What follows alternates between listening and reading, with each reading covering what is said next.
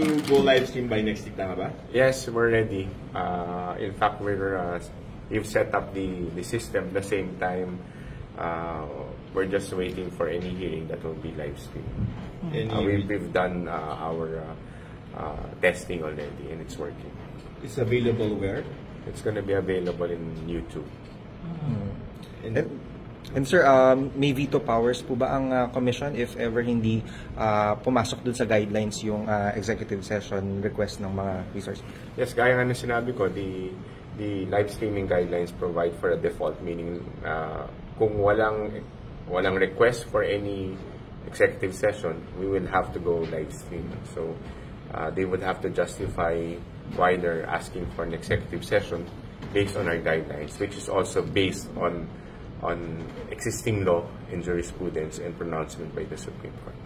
Resource person, sir, what are we expecting? As always, we will announce beforehand who our resource persons would be.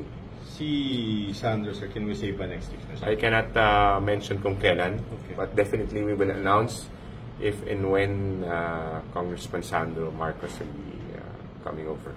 Sir, so right. meaning that yes, sir. Sir, so meaning that somehow the delays in the live streaming ay dahil lang talaga na nagre-request sila ng executive session, but the ICI is ready anytime, any day to live stream the hearing. Yes, of course. We're here as all of you know, no? Our guidelines is for live streaming kasi we want to be as transparent as possible para makita ng publiko kung ano ang sinasabi ng aming resource persons at para ma-inform rin yung publiko. No? So, we're ready to live stream and we're just waiting for a resource person who will be appearing before the ICI and who would agree on who would be showing their testimony to the public to our live streaming system. Sorry, what caused the delay? But parang in-announce ni Justice yan, parang October pa sa Senate that we will live stream. Oh, yeah, of course, diba, it took us some time to really study the live streaming guidelines. No? We wanted to be very careful about that.